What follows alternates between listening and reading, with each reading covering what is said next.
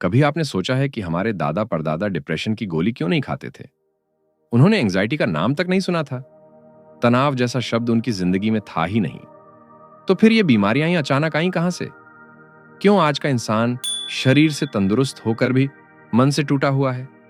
पुराने लोग सुबह उठते थे तो सीधा खेतों की ताजी हवा में निकल जाते थे। दिन भर खुले आसमान के नीचे पसीना बहाते थे और रात को बिस्तर पर लेटते ही गहरी नींद आ जाती थी। और हम सुबह उठते ही थके हुए होते हैं, दिन भर बंद कमरों में कैद रहते हैं। रात को बिस्तर पर जाते हैं तो घंटों करवटें बदलते रहते हैं। उनकी जिंदगी में पेड़ थे, नदियां थीं, खेत थे, मिट्टी की खुशबू थी, खुली हवा थी। और हमारी जिंदगी में बस दीवारें हैं, छतें हैं, चमकती स्क्रीन है, ठंडी हवा फेंकने वाली मशीनें हैं और नींद की गोलियां हैं। शायद हमने अनजाने में खुद से वो चीज छीन ली है जो हमें सच में जिंदा रखती थी। शायद हमारे तन और मन को किसी ऐसी चीज की भूख है जिसे हमने खुद से दूर कर दिया है। और वो चीज है प्रकृति, कुदरत। वो हरियाली जो अब सिर्फ तस्वीरों में दिखती है। ये सिर्फ इस किताब की बातें नहीं हैं। ये विज्ञान कह रहा है। जापान की सरकार ने करोड़ों रुपए खर्च करके ये साबित किया है। अमेरिका के बड़े बड़े वैज्ञानिकों ने इसे सिद्ध किया है। फिनलैंड की पूरी स्वास्थ्य व्यवस्था आज इसी एक सच पर खड़ी है। नमस्कार दोस्तों, सुनो बुक्समरी में आपका स्वागत है। आज हम जिस किताब की बात करने वाले हैं उसने मेरी सोच ही बदल दी है। किताब का नाम है द नेचर फिक्स और इसे लिखा है फ्लोरेंस विलियम्स ने। फ्लोरेंस खुद इसी तकलीफ से गुजरी थी। जब वो पहाड़ों में रहती थीं तो खुश थीं, सेहतमंद थीं, मन शांत था। फिर काम के सिलसिले में शहर आ गईं और धीरे धीरे सब बिखर गया। उदासी घेरने लगी, बेचैनी बढ़ने लगी। डॉक्टरों ने दवाइयां पकड़ा दी, लेकिन फ्लोरेंस ने दवाई खाने की जगह खुद से एक सवाल पूछा, आखिर मुझे हुआ क्या? पहाड़ों में सब ठीक था, तो शहर की इन ईंट पत्थर की दीवारों में मेरा क्या बिगड़ गया? इसी सवाल का जवाब ढूंढते ढूंढते वो जापान पहुंची, फिनलैंड पहुंची, स्कॉटलैंड के जंगलों में गईं, दुनिया भर के वैज्ञानिकों से मिली और जो कुछ उन्होंने खोजा वो सब इस किताब में है। आज हम समझेंगे कि प्रकृति में ऐसा क्या जादू है जो हमारे थके हुए मन को ठीक कर देता है, और हमें रोजाना कितनी देर बाहर खुले में बिताना चाहिए ताकि हम बीमार ही ना पड़ें। साल था 2008 और इस साल कुछ ऐसा हुआ जो पूरी मानव जाति के इतिहास में पहले कभी नहीं हुआ था। पहली बार गांवों से ज्यादा लोग शहरों में रहने लगे। WHO ने रिकॉर्ड किया कि अब इंसान आधिकारिक एक शहरी जीव बन गया है। और यह बदलाव इतना धीरे धीरे हुआ कि किसी को भनक तक नहीं लगी। हमारे दादा के जमाने में लोग खेतों में रहते थे, खुले में रहते थे, पेड़ों के बीच रहते थे। पापा का जमाना आया तो लोग छोटे शहरों में आ गए, और अब हमारा जमाना है तो हम बड़े बड़े शहरों में ठूंसे पड़े हैं। ऊंची ऊंची इमारतों में, डिब्बों जैसे घरों में, जहां खिड़की से झांको तो बस दूसरी बिल्डिंग की दीवार दिखती है। फ्लोरेंस विलियम्स के पापा एक किस्सा सुनाते हैं।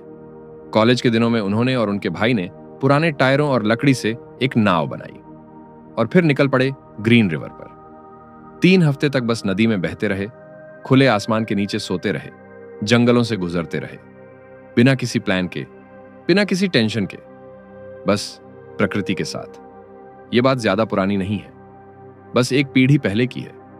लेकिन आज ऐसा करना मुमकिन ही नहीं। कहां है वो जगह, कहां है वो आजादी? एक ही पीढ़ी में सब कुछ बदल गया। अब फ्लोरेंस की अपनी कहानी। वो कोलोराडो में रहती थीं। पहाड़, जंगल, नदियां, साफ हवा, हर तरफ हरियाली। वो वहां बहुत खुश थीं, लिखती थीं, घूमती थीं, जिंदगी अच्छी चल रही थी। फिर वॉशिंगटन DC से एक अच्छा मौका मिला। बड़ा शहर, अच्छा काम। फ्लोरेंस ने सोचा, चलो चलते हैं। लेकिन कुछ ही महीनों में सब उलट पुलट हो गया। वो गाड़ी चला रही होती और अचानक रोना आ जाता। कोई वजह नहीं, बस आंसू बहने लगते। थकान इतनी कि कई बार सड़क किनारे गाड़ी लगाकर सो जाना पड़ता। रात को नींद नहीं आती, सुबह उठो तो लगे सोए ही नहीं।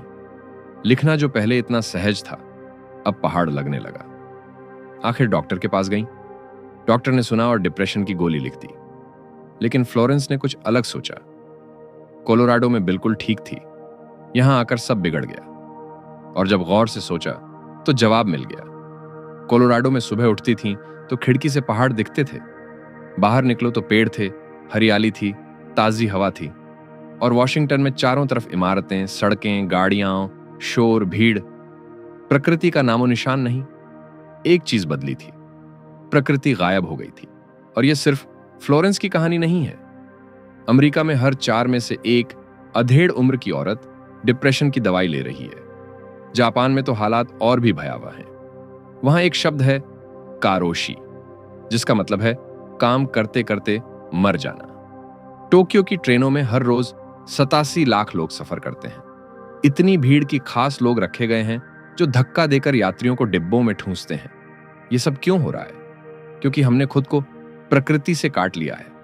यह ऐसा है जैसे मछली को पानी से निकालकर कमरे में रख दो और सोचो ये बीमार क्यों पड़ रही है। एक रिसर्चर जॉर्ज मैकेरॉन ने एक ऐप बनाया, मैपिनेस। इस ऐप ने 20,000 लोगों को दिन में 2 बार रैंडमली पूछा कि अभी कैसा फील हो रहा है, कहां हो, क्या कर रहे हो। 30 लाख से ज्यादा जवाब आए। नतीजा चौंकाने वाला था। लोग सबसे ज्यादा खुश तब होते हैं जब प्रकृति में होते हैं, दोस्तों के साथ होने से भी ज्यादा, मनपसंद काम करने से भी ज्यादा। मतलब आप अकेले किसी पार्क में बैठे हो तो ज्यादा खुश हैं, बजाय दोस्तों के साथ किसी बंद कमरे में होने के। लेकिन सबसे दुखद बात, जो चीज हमें सबसे ज्यादा खुश करती है उसमें हम सबसे कम वक्त बिताते हैं। लोग बाहर सिर्फ 7% समय होते हैं। एक और स्टडी में पाया गया कि जो लोग बाहर टहले उन्हें उम्मीद से कहीं ज्यादा अच्छा लगा। हमें अंदाजा ही नहीं कि प्रकृति कितना सुकून दे सकती है। हमारा हाल ऐसा है जैसे प्यास लगी है पर पता ही नहीं कि पानी पीना है। हमारा शरीर चिल्ला रहा है, मुझे बाहर ले चलो, मुझे पेड़ दिखाओ, मुझे हवा दो, मुझे धूप दो। लेकिन हम सुन नहीं पा रहे। यही वो संकट है जो हमें दिख नहीं रहा। लेकिन कुछ लोगों ने इसे देख लिया और कुछ करने की ठानी। उनमें सबसे आगे थे जापानी। उन्होंने एक ऐसा उपाय खोजा जिसे आज पूरी दुनिया अपना रही है। जापान की सरकार ने एक बड़ा फैसला लिया। उन्होंने सोचा कि अगर लोग काम करते करते मर रहे हैं, आत्महत्या की दर बढ़ रही है, लोग उदासी में डूब रहे हैं, तो कुछ तो करना पड़ेगा। लेकिन उन्होंने वो नहीं किया जो बाकी देश करते हैं। ज्यादा अस्पताल नहीं बनाए, ज्यादा डॉक्टर नहीं रखे, ज्यादा दवाइयां नहीं बांटी। उन्होंने अपनी पुरानी परंपरा की तरफ देखा। जापान में सदियों से एक प्रथा चली आ रही है, शिनरिन योकू, जिसका मतलब है जंगल स्नान। यह कोई सचमुच का नहाना नहीं है। इसका मतलब है जंगल में समय बिताना, पेड़ों के बीच टहलना, जंगल की हवा में सांस लेना। यह प्रथा पुरानी थी, लेकिन सरकार ने इसे गंभीरता से लिया और सिर्फ बातें नहीं की, करीब 30 करोड़ रुपए खर्च किए यह शोध करने के लिए कि जब कोई इंसान जंगल में समय बिताता है तो उसके शरीर में क्या होता है। जो नतीजे आए उन्होंने पूरी मेडिकल साइंस को हिला दिया। फ्लोरेंस विलियम्स को भरोसा नहीं हुआ तो वो खुद जापान चली गई। उन्होंने सोचा था कि शायद कोई घना जंगल होगा, पुराने पेड़ होंगे, आध्यात्मिक जगह होगी, लेकिन हकीकत अलग थी। वो टोक्यो के पास एक नेशनल पार्क में गई। वहां गाड़ियां चल रही थीं, बच्चे खेल रहे थे, लोग मछली पकड़ने आए थे। कोई गहरा जंगल नहीं था, बस एक जगह जहां शहर और प्रकृति साथ साथ थे। लेकिन वहां आए लोगों को इससे कोई फर्क नहीं पड़ रहा था। वो बस पेड़ों के बीच होने का एहसास लेने आए थे। वहां एक गाइड थे, कुनियो। उन्होंने सबको एक पहाड़ी पर खड़ा किया जिसके नीचे से एक झरना बह रहा था। उन्होंने कहा, बस यहां शांत खड़े हो जाओ, आंखें बंद करनी है तो करो, नहीं तो खुला रखो, बस गहरी सांस लो।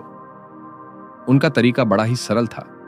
7 सेकंड तक सांस धीरे धीरे अंदर खींचनी है, फिर 5 सेकंड के लिए उसे अंदर ही रोकना है और फिर बहुत आराम से बाहर छोड़ देना है। उन्होंने एक खास बात समझाई कि सांस छाती से नहीं बल्कि पेट से लेनी है। यानी जब आप सांस अंदर भरें तो आपका पेट बाहर की तरफ फूलना चाहिए। यह तरीका आपके दिमाग को तुरंत सिग्नल भेजता है कि अब शांत हो जाओ, सब ठीक है। फ्लोरेंस ने अपने साथ चल रहे लोगों को गौर से देखा। सब टोक्यो के बड़े बड़े दफ्तरों में काम करने वाले लोग थे। उनके चेहरों पर इतनी थकान थी कि लग रहा था जैसे किसी ने उनके शरीर से सारी जान ही निचोड़ ली हो। इन्हीं में एक बिजनेसमैन थे, इतो तात्सुया। उनकी बेल्ट पर फोन, कैमरा, चाबियां और पानी की बोतल जैसी ढेरों चीजें लटक रही थीं। वो जंगल में भी अपने काम का बोझ साथ लेकर चल रहे थे। लेकिन जैसे जैसे वो चीड़ के पेड़ों के बीच आगे बढ़े और ताजी हवा में सांस लेने लगे, फ्लोरेंस ने उनकी बॉडी लैंग्वेज में एक जादुई बदलाव देखा। ईतो के वो कंधे जो तनाव की वजह से अकड़े हुए थे, अब धीरे धीरे ढीले पड़ रहे थे। उनके शरीर का भारीपन और खिंचाव जैसे पिघलने लगा था। दोपहर के खाने पर फ्लोरेंस ने उनसे पूछा, इतो, अब आपको कैसा लग रहा है? इतो ने बहुत सुकून से जवाब दिया, जब मैं यहां पेड़ों के बीच होता हूं तो मैं कुछ भी नहीं सोचता। मेरे दिमाग में जो शोर हर वक्त चलता रहता है वो यहां आकर बिल्कुल शांत हो जाता है। फ्लोरेंस ने एक बहुत दिलचस्प सवाल पूछा, जापानी भाषा में स्ट्रेस को क्या कहते हैं? इतो खिलखिलाकर हंस पड़े और बोले, हम इसे स्ट्रेस ही कहते हैं। जापानी भाषा में इसके लिए कोई अपना शब्द है ही नहीं।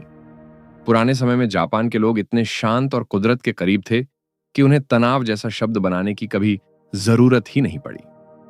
सोचिए, तनाव इतनी नई बीमारी है कि पुराने जमाने में इसके लिए कोई शब्द तक नहीं बना था। जब जंगल की सैर खत्म हुई तो सबको एक झोंपड़ी में ले जाया गया जहां सबका ब्लड प्रेशर चेक हुआ। फ्लोरेंस का ब्लड प्रेशर थोड़ा कम हुआ था, लेकिन ईटो का ब्लड प्रेशर तो बहुत ज्यादा गिर गया था। और यह सब हुआ सिर्फ 2 घंटे जंगल में टहलने से। पर याद रखिए, यह कोई जादू या चमत्कार नहीं था, बल्कि साइंस था जिसे बाकायदा रिकॉर्ड किया जा रहा था। जापान ने ऐसे 48 जंगल तैयार किए हैं जिन्हें थेरेपी सेंटर माना जाता है। यहां जो भी आता है उसका पूरा डेटा चेक किया जाता है, जैसे ब्लड प्रेशर, दिल की धड़कन और स्ट्रेस हार्मोन। तरीका बहुत सीधा है। जंगल जाने से पहले बॉडी चेकअप करो, फिर जंगल में घुमाओ और वापस आने के बाद फिर से चेकअप करो, ताकि साफ पता चले कि शरीर में क्या सुधार हुआ है। और जापानी सरकार यहां भी नहीं रुकी। उन्होंने बाकायदा ऐसे सर्टिफाइड डॉक्टर्स रखे हैं जिनका काम दवाइयां लिखना नहीं, बल्कि जंगल का नुस्खा देना है। वो मरीज को देखकर बताते हैं कि उसे किस जंगल में कितनी देर रुकने की जरूरत है। हार्वर्ड के प्रोफेसर एलन लोगन कहते हैं कि जापान की यह रिसर्च एक ऐसी चाबी है जिसने एक पुराने बंद ताले को खोल दिया है। पहले लोग सिर्फ अंदाजे से कहते थे कि जंगल में अच्छा लगता है, लेकिन ये सिर्फ मन की बातें थीं। अब जापानी वैज्ञानिकों ने इसके पक्के सबूत दे दिए हैं, और इसमें सबसे बड़ा हाथ रहा डॉक्टर किंगली का। टोक्यो के इस प्रोफेसर ने अपनी पूरी जिंदगी सिर्फ यह समझने में लगा दी कि जंगल में रहने से हमारे शरीर के अंदर असल में क्या बदलता है। उन्होंने पाया कि जंगल में समय बिताने से हमारे खून में कॉर्टिसोल का लेवल कम हो जाता है। कॉर्टिसोल वो केमिकल है जो स्ट्रेस की वजह से पैदा होता है। जितना ज्यादा स्ट्रेस, उतना ज्यादा कॉर्टिसोल। और अगर शरीर में कॉर्टिसोल बढ़ जाए तो दिल की बीमारी, शुगर, मोटापा और डिप्रेशन जैसी समस्याएं घेर लेती हैं। लेकिन जंगल की हवा में जाते ही यह लेवल तेजी से नीचे गिरने लगता है। किंगली ने इससे भी एक बड़ी खोज की। उन्होंने देखा कि जंगल में रहने से हमारे शरीर की नेचुरल किलर सेल्स BRH जाती हैं। यह हमारी इम्यूनिटी का वो हिस्सा है जो शरीर में घूम घूम कर कैंसर पैदा करने वाली और वायरस से संक्रमित कोशिकाओं को ढूंढकर मार देती है। ये हमारे शरीर के वो अच्छे किलर हैं जो हमें बीमारियों से बचाते हैं। डॉक्टर किंगली ने साबित किया कि सिर्फ 2 दिन जंगल में बिताने से इन सेल्स की ताकत 50% तक बढ़ जाती है। और सबसे कमाल की बात, यह असर पूरे 30 दिन तक रहता है। यानी महीने का सिर्फ एक वीकेंड अगर आप प्रकृति के बीच बिता लें तो पूरे महीने आपकी इम्यूनिटी मजबूत रहेगी। लेकिन सवाल यह था कि जंगल में ऐसा क्या है जो ये जादू करता है? इसका जवाब है फाइटोसाइड्स। ये एक तरह के नेचुरल केमिकल हैं जो पेड़ हवा में छोड़ते हैं। पेड़ इन्हें खुद को कीड़ों और बैक्टीरिया से बचाने के लिए बनाते हैं, लेकिन जब हम सांस लेते वक्त इन्हें अंदर खींचते हैं तो ये हमारे शरीर के सुरक्षा तंत्र को मजबूत कर देते हैं। सबसे ज्यादा फाइटोसाइड्स चीड़ और देवदार जैसे सदाबहार पेड़ों से निकलते हैं। और गौर कीजिए, दुनिया भर की संस्कृतियों में इन्हीं पेड़ों को पवित्र माना जाता है। हमारे यहां भी पीपल, नीम और तुलसी को पूजा जाता है। शायद हमारे पूर्वजों को इसके पीछे की साइंस नहीं पता थी, पर उनका शरीर जानता था कि इन पेड़ों के पास रहने से सेहत अच्छी रहती है। किंगली ने यहां तक साबित किया कि अगर आप जंगल न जा पाए और सिर्फ इन पेड़ों के तेल की खुशबू भी सूंघें तो भी आपका स्ट्रेस कम हो जाता है। आज जापान में अगर आप डॉक्टर के पास जाकर कहें कि मुझे नींद नहीं आती या मैं बहुत तनाव में हूं, तो डॉक्टर गोली देने से पहले आपको पर्चे पर लिख कर देगा, हफ्ते में 2 बार जंगल जाइए। और यह कोई घरेलू नुस्खा नहीं, बल्कि वहां की आधिकारिक मेडिकल सलाह है। हार्वर्ड के मशहूर वैज्ञानिक एडवर्ड विल्सन ने इसे बायोफीलिया का नाम दिया है। इसका मतलब है प्रकृति के लिए हमारा पैदाइशी प्यार। वो कहते हैं कि हमारा दिमाग लाखों सालों से पेड़ों, पानी और हरियाली के बीच पला बढ़ा है। इसलिए जब भी हम प्रकृति को देखते हैं, हमारे दिमाग को लगता है कि हम वापस घर आ गए हैं। लेकिन जब हम खुद को सीमेंट के डिब्बों में बंद कर लेते हैं, तो हमारा दिमाग तड़पने लगता है। वो लगातार सिग्नल भेजता है कि कुछ गलत है, कुछ छूट रहा है, और वो छूटी हुई चीज है प्रकृति। जापान ने इस बात को समझ लिया और जंगल को दवाई बना दिया। लेकिन अमेरिका के वैज्ञानिक कुछ और ही खोज रहे थे। वो जानना चाहते थे कि प्रकृति हमारी सोच, हमारी क्रिएटिविटी और हमारे फोकस को कैसे बदलती है। और इसी खोज से निकली एक क्रांतिकारी थ्योरी, अटेंशन रेस्टोरेशन थ्योरी। इस रिसर्च में सबसे आगे थे डेविड स्ट्रेयर। स्ट्रेयर डिस्ट्रैक्शन यानी ध्यान भटकने के एक्सपर्ट हैं। उन्होंने ही साबित किया था कि गाड़ी चलाते वक्त फोन पर बात करना उतना ही खतरनाक है जितना नशे में गाड़ी चलाना। स्ट्रेयर जानते थे कि आज की डिजिटल जिंदगी, नोटिफिकेशंस और ईमेल्स का ये शोर हमारे दिमाग को नुकसान पहुंचा रहा है। लेकिन उन्होंने एक और चीज नोटिस की। जब भी वो पहाड़ों या जंगलों में जाते, उनका दिमाग बिल्कुल साफ और शांत हो जाता। हफ्तों से फंसी हुई प्रॉब्लम्स के जवाब अपने आप मिलने लगते। इसे टेस्ट करने के लिए उन्होंने एक एक्सपेरिमेंट किया। उन्होंने 56 लोगों को 4 से 6 दिनों के लिए जंगल की यात्रा पर भेजा, बिना फोन, बिना लैपटॉप, बिना किसी टेक्नोलॉजी के। यात्रा से पहले सबका एक क्रिएटिविटी टेस्ट लिया गया। फिर वो लोग प्रकृति के बीच रहे और 3 दिन बाद वही टेस्ट दोबारा हुआ। नतीजे वाकई हैरान करने वाले थे। लोगों की परफॉर्मेंस 50% तक बढ़ गई थी। ये कोई छोटा मोटा बदलाव नहीं था, बल्कि उनके दिमाग के काम करने का तरीका ही बदल गया था। डेविड स्ट्रेयर ने समझाया कि हमारा दिमाग मुख्य रूप से 2 हिस्सों या 2 नेटवर्क्स में काम करता है, जो एक सी-सॉ झूले की तरह होते हैं। जब एक ऊपर जाता है तो दूसरा नीचे आता है।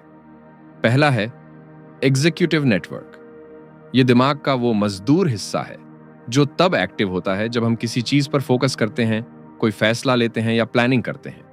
ये नेटवर्क बहुत ज्यादा एनर्जी खर्च करता है और बहुत जल्दी थक जाता है। आज की भागदौड़ वाली लाइफ में हमारा यह हिस्सा हर समय ऑन रहता है, जिससे हम दिमागी तौर पर पूरी तरह निचोड़ जाते हैं। दूसरा है डिफॉल्ट नेटवर्क। ये दिमाग का वो क्रिएटिव हिस्सा है जो तब जागता है जब हम कुछ खास नहीं कर रहे होते।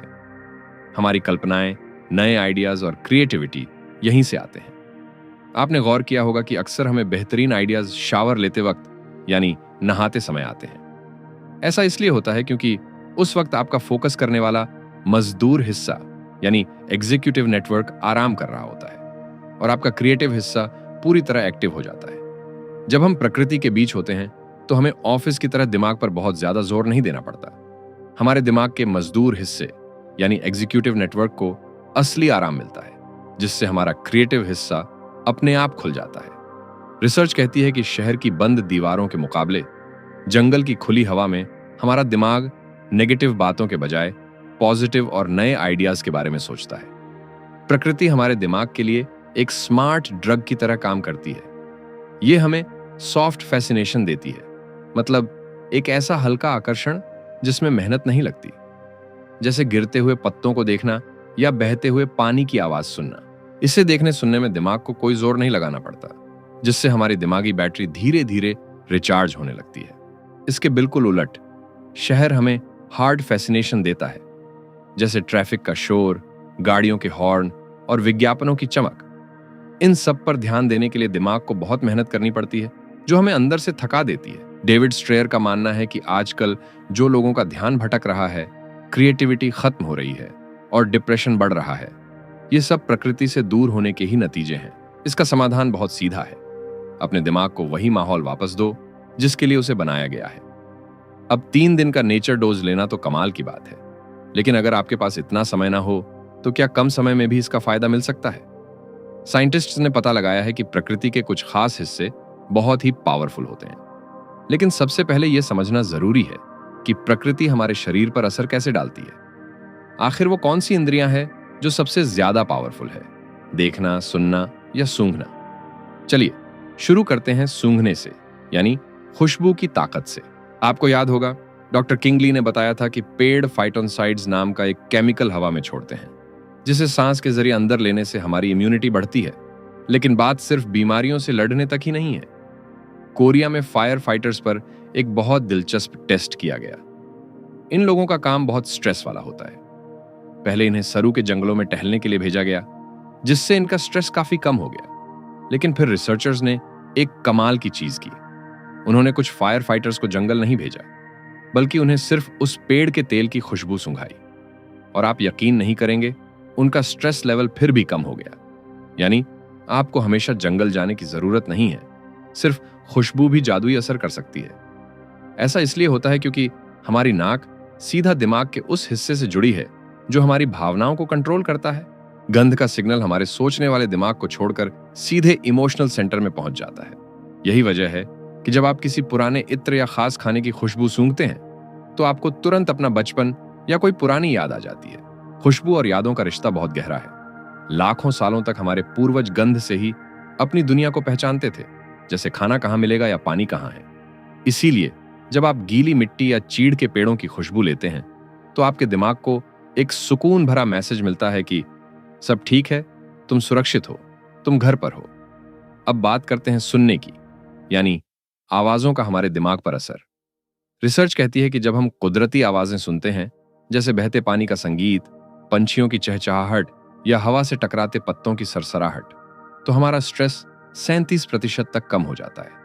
लेकिन इसके उलट जब हम मशीनी आवाजें सुनते हैं, जैसे ट्रैफिक का शोर, कंस्ट्रक्शन की मशीनें या मोबाइल के अलार्म, तो हमारा स्ट्रेस 400% तक बढ़ जाता है। जी हां, पूरे 400%। हमारा दिमाग प्राकृतिक आवाजों को सुरक्षित मानता है और मशीनी आवाजों को खतरा। यह हमारे अंदर लाखों सालों से कोडेड है।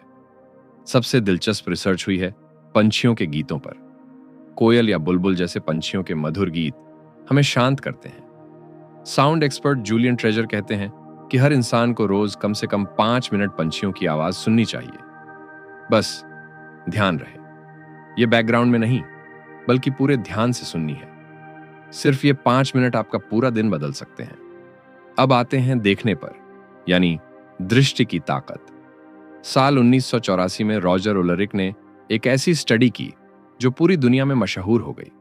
उन्होंने एक अस्पताल के उन मरीजों को देखा जिनकी एक जैसी सर्जरी हुई थी। डॉक्टर, नर्स, खाना सब कुछ सेम था, बस एक चीज अलग थी। कुछ मरीजों की खिड़की से सिर्फ एक ईंट की दीवार दिखती थी, जबकि कुछ मरीजों को खिड़की से हरे भरे पेड़ दिखते थे। नतीजा क्या निकला? जिन्हें पेड़ दिखते थे वो जल्दी ठीक हुए, उन्हें दर्द की दवाइयां कम लेनी पड़ी और उनकी अस्पताल से एक दिन पहले छुट्टी हो गई। सिर्फ खिड़की के बाहर का नजारा बदलने से इतना बड़ा फर्क आ गया। ऐसा इसलिए होता है क्योंकि हमारा दिमाग हरियाली देखते ही रिएक्ट करता है। स्कॉटलैंड में एक टेस्ट हुआ जहां लोगों को ब्रेन स्कैनर EEG लगाकर शहर और पार्क में घुमाया गया। जैसे ही वो पार्क में घुसे, उनके ब्रेन वेव्स बिल्कुल वैसे हो गए जैसे मेडिटेशन करते वक्त होते हैं। लेकिन प्रकृति में ऐसा क्या है जो आंखों को इतना सुकून देता है? इसका जवाब है फ्रैक्टल्स। फ्रैक्टल्स वो पैटर्न हैं जो कुदरत में हर जगह मिलते हैं, जैसे फर्न का पत्ता या पेड़ की टहनियां। इनका छोटा हिस्सा भी वही शेप होता है जो पूरा पेड़। हमारी आंखें लाखों सालों से इन्हीं पैटर्न्स को देखने की आदी है, इसलिए इन्हें देखने में दिमाग को जरा भी मेहनत नहीं करनी पड़ती। स्टडीज कहती हैं कि इन पैटर्न्स को देखने से सिर्फ 3 मिनट में स्ट्रेस 60% कम हो जाता है। वहीं शहर की सीधी लाइनें और चौकोर बिल्डिंग्स कुदरत में नहीं होती, इसलिए हमारा दिमाग इन्हें प्रोसेस करने में थक जाता है। और एक जरूरी बात, बाहर की धूप हमारी आंखों की रोशनी के लिए भी बहुत जरूरी है। शंघाई में 86% स्टूडेंट्स को चश्मा लगा हुआ है, क्योंकि वो अपना सारा समय बंद कमरों में बिताते हैं और बाहर धूप में नहीं जाते। फ्लोरेंस विलियम्स एक बहुत पते की बात कहती हैं। वैज्ञानिकों की आदत होती है कि वो हर चीज को अलग अलग टुकड़ों में देखते हैं, जैसे सिर्फ खुशबू या सिर्फ नजारा। लेकिन सच तो ये है कि प्रकृति का जादू इन सब के मेल में है। हम इंसान सिर्फ आंखों से नहीं जीते, हम अपनी सभी इंद्रियों से जीते हैं। हम देखते भी हैं, सुनते भी हैं, सूंघते भी हैं और महसूस भी करते हैं। सोचिए, मोबाइल की स्क्रीन पर पेड़ की फोटो देखना कभी भी असली पेड़ के पास बैठने जैसा नहीं हो सकता, क्योंकि स्क्रीन पर आपको उस पेड़ की सौंधी खुशबू नहीं आएगी, हवा से हिलते पत्तों की वो मखमली आवाज नहीं सुनाई देगी और न ही आप उसकी खुरदरी छाल को छू पाएंगे। प्रकृति की नकल नहीं की जा सकती, उसे तो बस महसूस किया जा सकता है। लेकिन इस सुकून के लिए आपको हिमालय या किसी बहुत बड़े जंगल में जाने की जरूरत नहीं है। आपके घर के पास का छोटा सा पार्क या सड़क किनारे खड़ा एक पुराना पेड़ भी वही जादू कर सकता है। बस एक बार बाहर निकलिए, सिर्फ 5 मिनट के लिए किसी पेड़ के नीचे जाकर खड़े हो जाइए, एक गहरी सांस लीजिए, पंछियों की चहचहाहट सुनिए और बस उन हरे पत्तों को गौर से देखिए।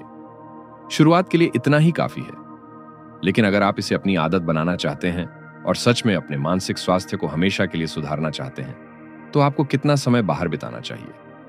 फिनलैंड के वैज्ञानिकों ने इसका एक सटीक जवाब ढूंढ निकाला है और यकीन मानिए, वो नंबर इतना कम है कि आप जानकर हैरान रह जाएंगे। फिनलैंड एक बहुत ही अनोखा देश है। वहां कई महीनों तक सूरज नहीं निकलता, चारों तरफ अंधेरा और हाड़ खंपा देने वाली ठंड होती है, लेकिन फिर भी दुनिया के सबसे खुशहाल देशों की लिस्ट में फिनलैंड हमेशा नंबर 1 पर रहता है। आखिर ऐसा क्यों? इसका सबसे बड़ा राज है वहां के लोगों का प्रकृति से रिश्ता। फिनलैंड में प्रकृति कोई लग्जरी या शौक की चीज नहीं है, बल्कि एक जरूरत है। वहां एक बहुत ही दिलचस्प कानून है जिसे एवरी मैन्स राइट कहते हैं। इसका मतलब है कि वहां की हर जमीन पर सबका हक है। आप किसी की भी जमीन पर टहल सकते हैं, कैंप लगा सकते हैं या वहां के जंगलों से फल तोड़ सकते हैं, बशर्ते आप किसी चीज को नुकसान न पहुंचाएं। वहां कुदरत को किसी एक की जागीर नहीं, बल्कि सबकी साझा विरासत माना जाता है। फिनिश भाषा में एक बड़ा ही प्यारा शब्द है, मेत्सान पेत्तो। इसका मतलब है जंगल से ढंक जाना। पुराने जमाने की लोक कथाओं में कहा जाता था कि अगर कोई जंगल में बहुत शोर मचाता है या उसका अपमान करता है, तो जंगल उस पर अपना जादू कर देता है। वो इंसान दिशा भूल जाता है और उसे सब कुछ अजनबी लगने लगता है। सुनने में शायद ये थोड़ा डरावना लगे, लेकिन असल में इसका मतलब बहुत गहरा है। ये खुद को भुलाकर प्रकृति की सुंदरता में खो जाने के बारे में है।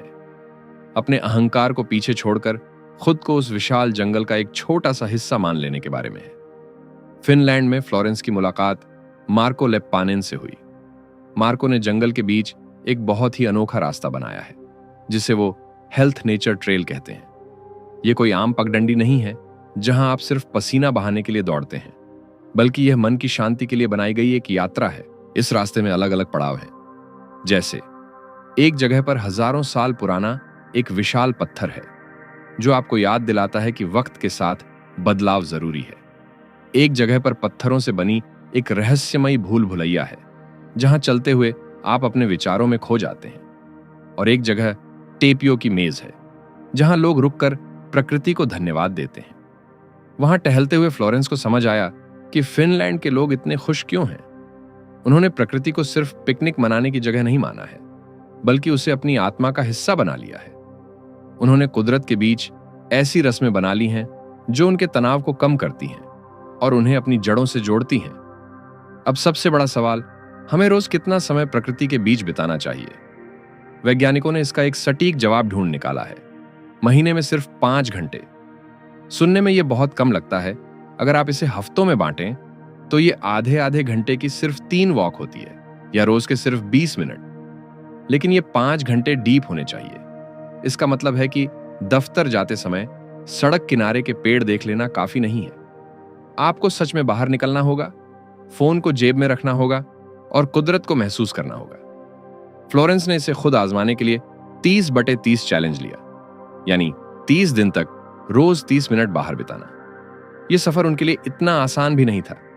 कभी कीचड़ में सने कुत्तों ने उन्हें गिरा दिया, कभी मधुमक्खियों ने काटा और एक बार तो उनकी उंगली तक टूट गई। लेकिन 30 दिन पूरे होने के बाद जो नतीजे आए वो हैरान करने वाले थे। सिर्फ 30 मिनट रोज बाहर बिताने से फ्लोरेंस की बरसों पुरानी नींद की समस्या ठीक हो गई। वो पहले से कहीं ज्यादा शांत रहने लगीं और उनका स्ट्रेस जैसे गायब ही हो गया। वॉशिंगटन जैसे शोर शराबे वाले शहर में भी जब वो नदी किनारे खड़ी होती तो उनका दिमाग बिल्कुल शांत हो जाता। उन्हें पहली बार महसूस हुआ कि वो इस विशाल प्रकृति का ही एक हिस्सा है। लेकिन उनकी जिज्ञासा अभी शांत नहीं हुई थी। उन्होंने सोचा, अगर रोज के सिर्फ 30 मिनट इतना बड़ा बदलाव ला सकते हैं, तो सोचिए क्या होगा अगर हम 3 से 4 दिन के लिए पूरी दुनिया से कटकर किसी वीराने में चले जाएं? क्या हमारा दिमाग पूरी तरह बदल जाएगा? इसी सवाल का जवाब ढूंढने के लिए वो मशहूर साइकोलॉजिस्ट डेविड स्ट्रेयर के साथ यूटा के रेगिस्तान में निकल गई। हर साल अप्रैल में प्रोफेसर डेविड स्ट्रेयर अपने छात्रों को लेकर यूटा के रेगिस्तान में जाते हैं। यह कोई पिकनिक नहीं, बल्कि एक कोर्स है जिसका नाम है कॉग्निशन इन द वाइल्ड, यानी वीराने में अनुभूति। इस यात्रा का एक बहुत सख्त नियम है, कोई फोन नहीं। आज के समय में युवाओं के लिए फोन छोड़ना किसी सजा से कम नहीं, लेकिन स्ट्रेयर उन्हें वो महसूस कराना चाहते हैं जिसे वैज्ञानिक 3-डे इफेक्ट कहते हैं। फ्लोरेंस विलियम्स भी इस सफर में उनके साथ थीं। रेगिस्तान की कड़ाके की ठंड में सब लोग कैंप फायर के चारों तरफ जमा थे।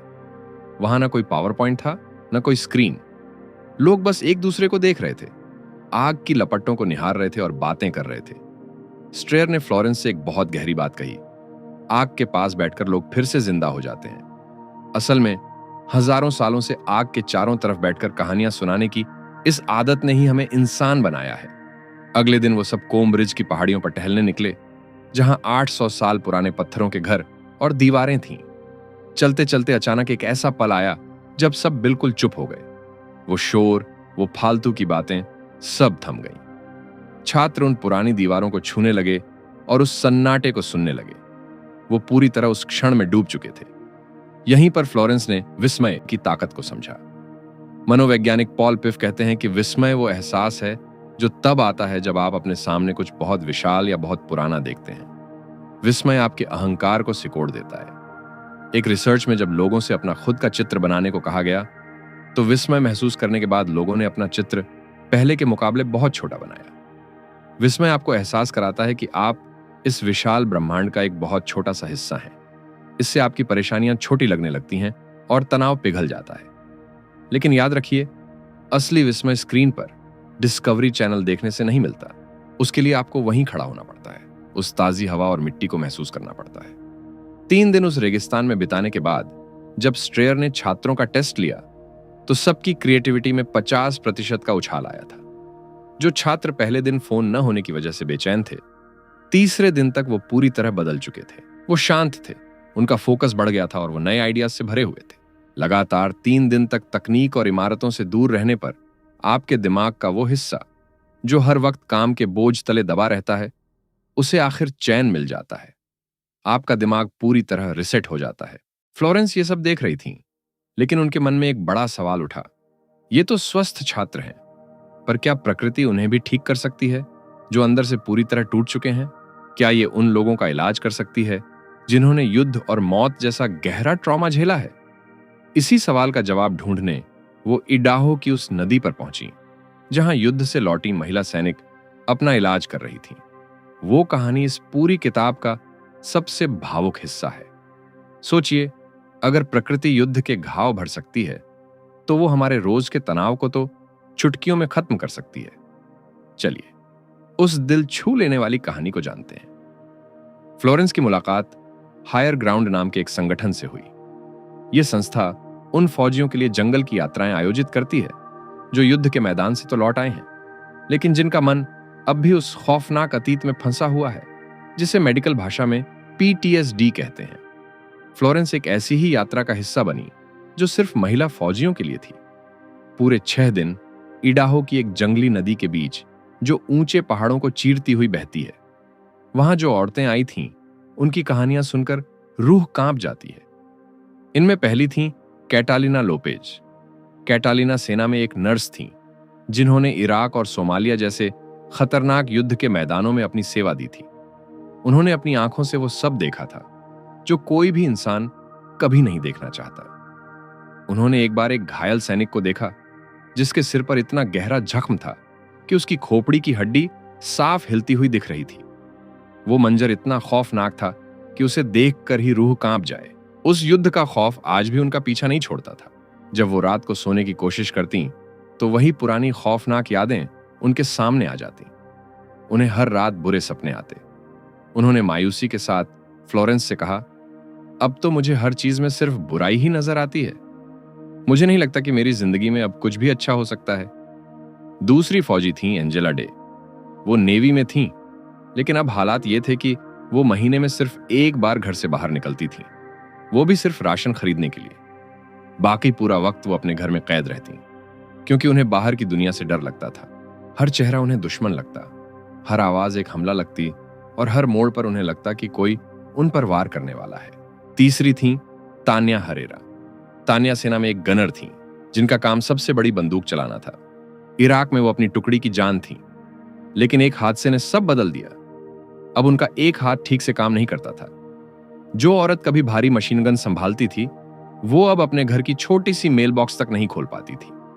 ये सभी औरतें अंदर से पूरी तरह टूट चुकी थीं। न दवाइयां काम कर रही थीं, न डॉक्टर।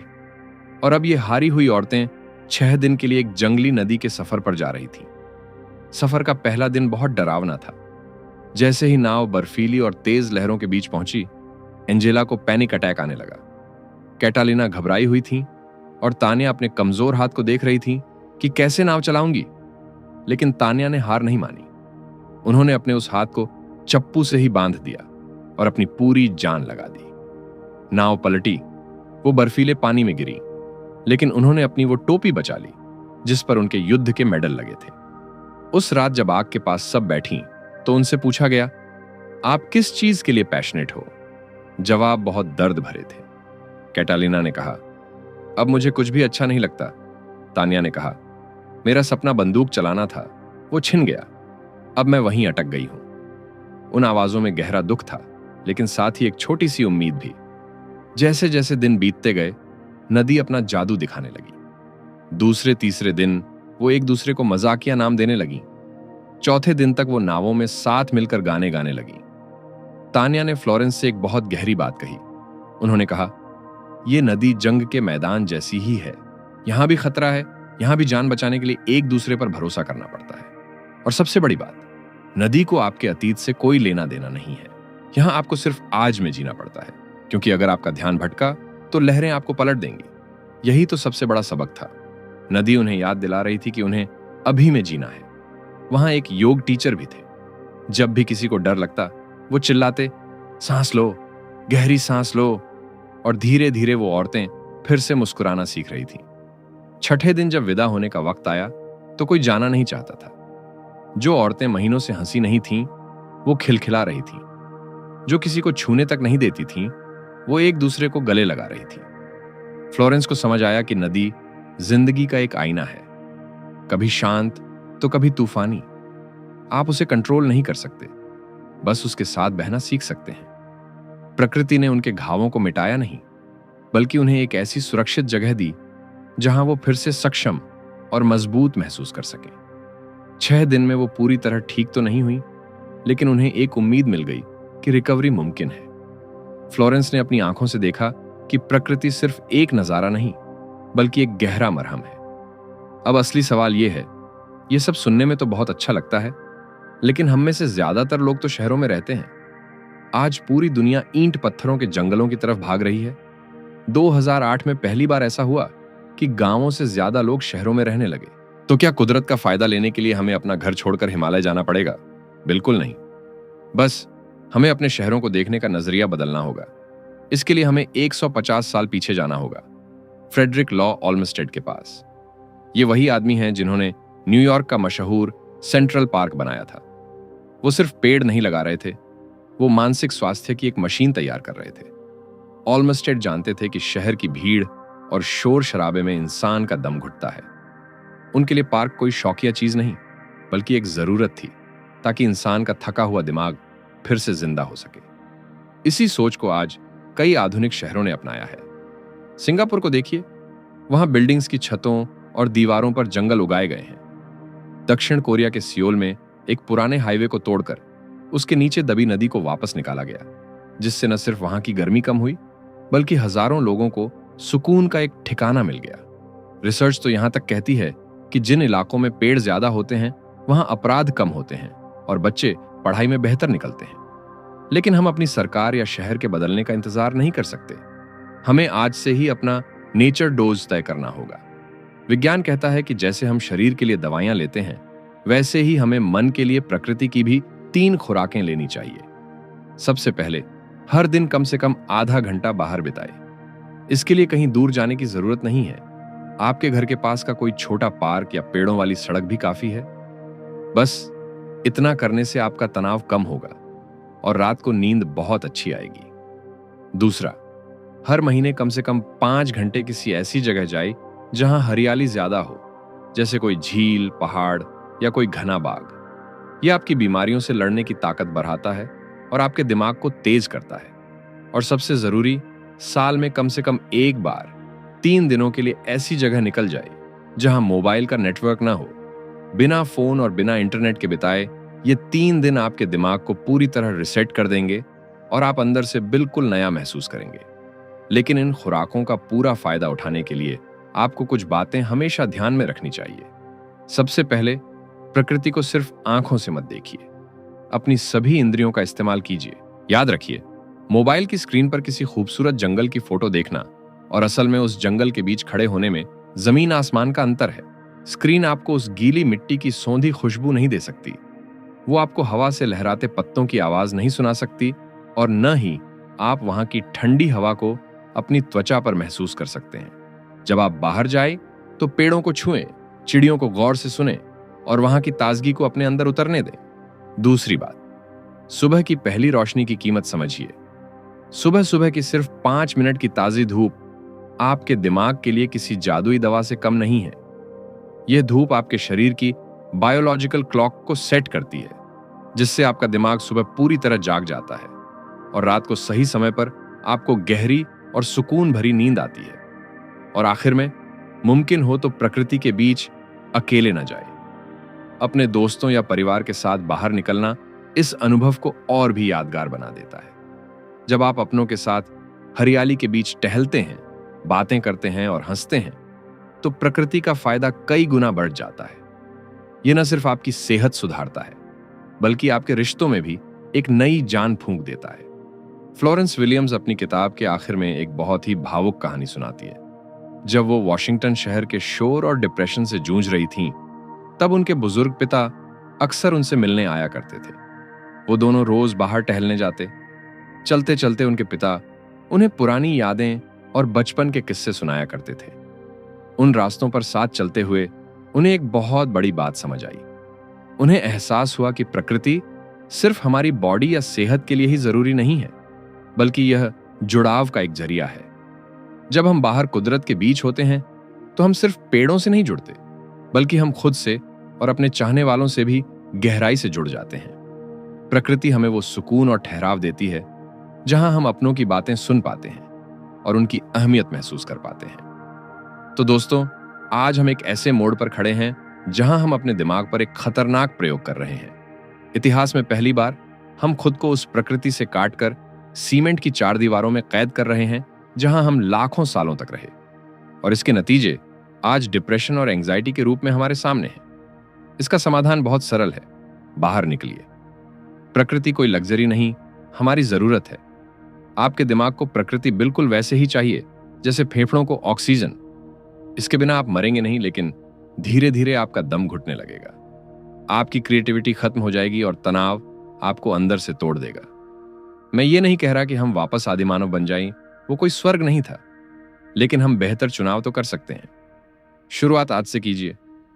इस हफ्ते अपना नेचर टाइम सच में गिनकर देखिए, आप पाएंगे कि यह उम्मीद से बहुत कम है। तो अब इस स्क्रीन को बंद कीजिए, बाहर निकलिए, किसी पेड़ के पास जाकर हवा की सरसराहट को सुनिए। आपका शरीर कब से आपको पुकार रहा है, बस आप सुनना भूल गए थे। बाहर कदम बढ़ाइए, आपका दिमाग और शरीर दोनों आपको थैंक यू कहेंगे। हम अक्सर जिम या डाइट का वादा करते हैं, पर क्या आप खुद को महीने में 5 घंटे का नेचर डोज देने का वादा कर सकते हैं? अगर हां, तो कमेंट्स में लिखिए आई एम इन। चलिए देखते हैं कितने लोग अपनी मानसिक सेहत के लिए यह छोटा सा कदम उठाने को तैयार हैं। मिलते हैं अगले वीडियो में। तब तक के लिए बाहर निकलिए और थोड़ा और जिंदा महसूस कीजिए। वीडियो देखने के लिए धन्यवाद। जय हिंद।